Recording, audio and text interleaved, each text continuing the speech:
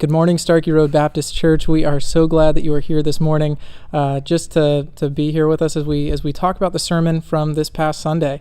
As we jump into this, we just wanted to let you know that the discussion that we're having here around the table, a lot of it is based on some of the questions that we have provided for the community groups that are in our church. If you are not plugged into a community group, you could be having amazing conversation with other church members like this. So we hope that you enjoy just being able to eavesdrop on our conversation here about the sermon.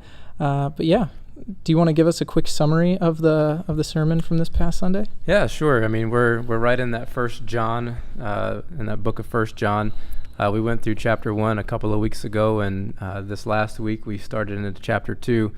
And basically, John is writing to them and continuing that thought as he closed out chapter 1. You know, if you confess your sins, he's faithful and just to forgive you your sins, to cleanse you from all unrighteousness.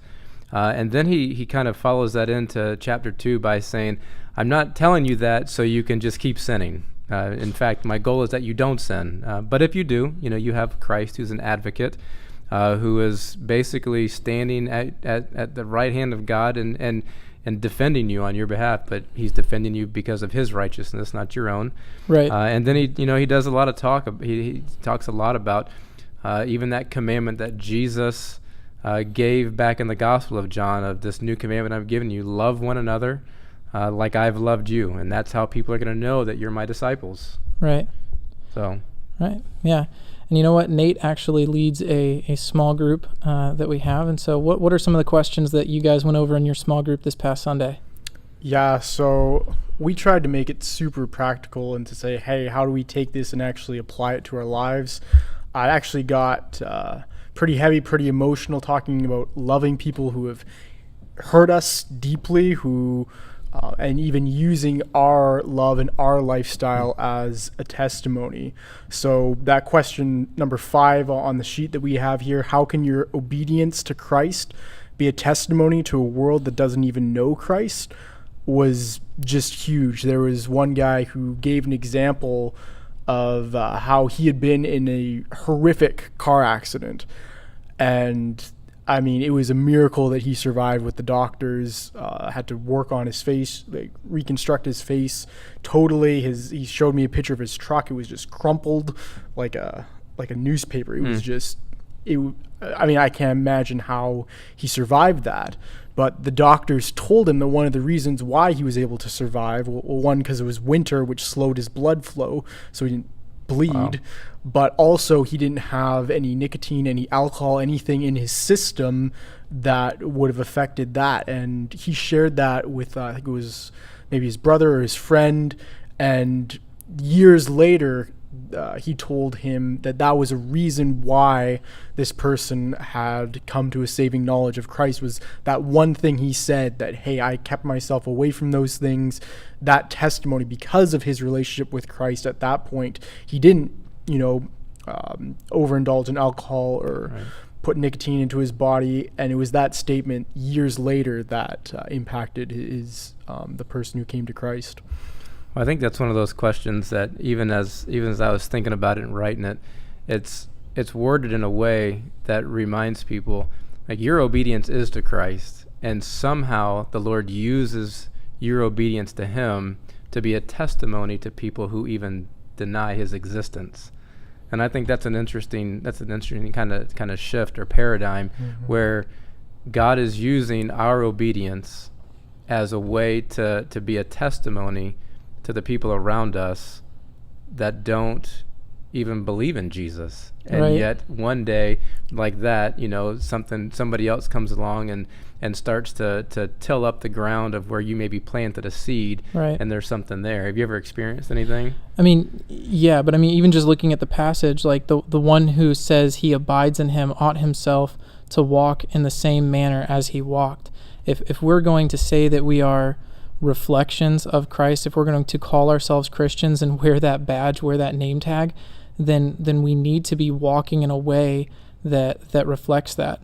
I mean, I've worked in just a few different places outside of here, and I worked at a supermarket for a while, and for a while I I had when people found out that I was going to a Christian college, they would poke and jab at me and joke around about that, and they'd be like, "Oh, you're holier than thou." But what was interesting is I developed relationships with those people, and they would joke around in front of everybody else, but then when we would be working together, they'd be like, what do you think about this? How do you approach these different situations? I have this going on in my life. What would you advise doing? And it was a great opportunity where, it held me accountable because people knew that I was a Christian. And to be honest, like for a lot of people, I was some of the only exposure to Christianity that they were probably having an intimate exposure with, other than, TV or whatever. So it was interesting, and it definitely made me aware that I needed to be very conscious about my obedience to Christ in front of other people. I had a similar experience as a police officer right out of college. That's an interesting profession all by itself, right? But it was there are crude jokes and language and all these things that are just, for lack of, it's just kind of part of the culture, really. It's part of the world culture, right? It's not just that area, but it's just part of the world culture. And it was so funny to watch people adjust how they interacted with each other if I was there. Right. And they weren't doing it, and they did it out of respect. It wasn't that they were doing it even to make fun or because I couldn't handle it.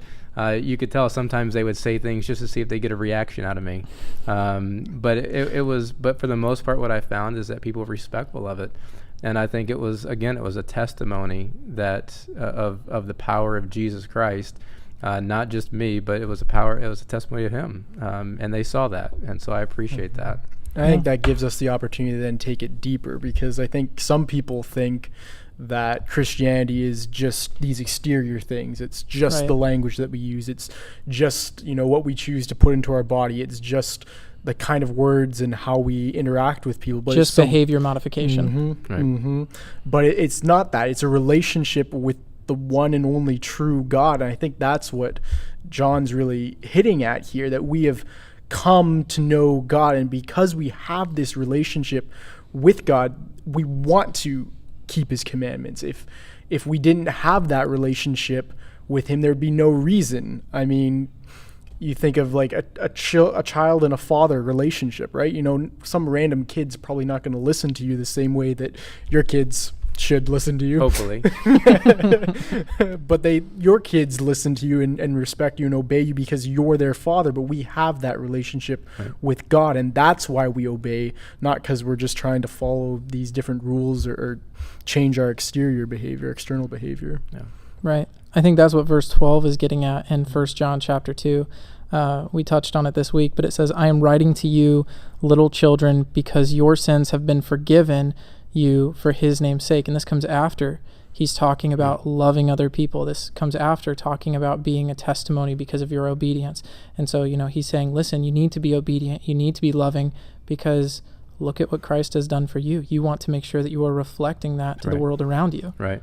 Well, that kind of goes into that next question, or one of those questions that we kind of put out for people was, so how do we practically live that out? Like, how do we practically live out our love for one another that's mentioned in this passage? And I think another kind of layer to that is, how do we live that out in this COVID world? How do we live it out in this election infused world that we're in right now? So what does that look like?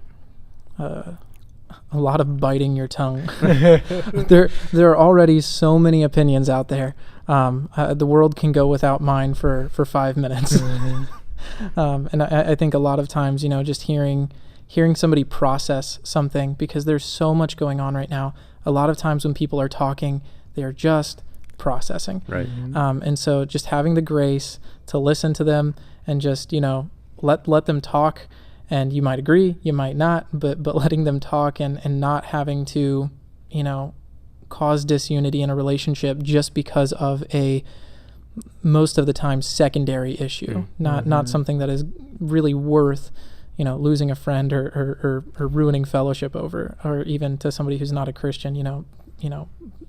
Is that really your hill to die on? Is this thing right here? I think you hit on a great point.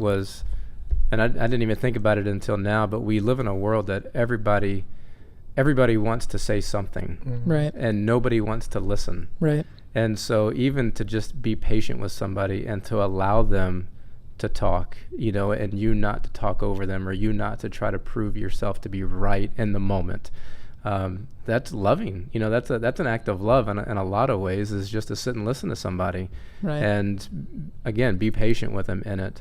That doesn't mean that we don't share truth or we don't, speak into their lives, but give it a minute, give it a second, before you do, and be gracious while you do it, knowing that they're coming from a totally different place maybe than where you're coming from. Right. I think so many times when they'll say a statement or whatever, and they expect you to either agree with them wholeheartedly or to like disagree wholeheartedly and push back on that. But when you take that second, you take that minute to say, hey, why do you feel this way? What's going on in your life? What are you afraid of? What are some of the concerns that you have? I think it's unexpected, and it's a opportunity that we have with people in our church, but even people in our community, because the same things that people in the church are concerned about, like you said, the election, the COVID, all that's stuff everybody is concerned about. We can connect and have conversations with anybody just on the street. But what's different for us is we have a hope and we have a joy that's beyond this, that's more enduring than what happens I guess today, since we're filming this earlier in the week, or what happens with the COVID, and if it comes back, or if there's whatever, that we have something that we can say we have a hope and we have an assurance that's beyond that, and that whatever happens, we can trust God through it. Right. I think that's something that, we talked about it, walk as Jesus walked. You ought to walk like he walked. But if you go back into the Gospels and look at the life that Jesus led, he was always asking questions. He was always interested in a person and their story. He was always interested in where they're coming from. And, the woman at the well, Zacchaeus, even the Pharisees and the Sadducees, he would ask them questions and listen to where they were coming from and listen to what they had. And he'd speak into it, for sure. But there was almost always a patience, especially with people who were seeking to listen to them first and get an idea, and then meet them where they're at, and then talk into their life from that place of compassion and patience. And I don't know, I think that's a lesson that we could all take away from this. Yeah, for sure. Well, I think that this has been a very fruitful conversation. I think it's very appropriate for just the time that we find ourselves in right now. And as we are getting ready for this next Sunday, we're looking at the second half of We will. This next Sunday, we'll look at 1 John chapter 2. We'll start in verse 15 and go to the end of the chapter. And like I said earlier, John's got some pretty stark lines that he draws, and these next couple of verses, he's not pulling any punches. And so I'm looking forward to getting into those for sure. All right. Well, we hope that you enjoyed listening in on this conversation, and we are just excited to see you on Sunday. We love you, and we'll see you then. A great night.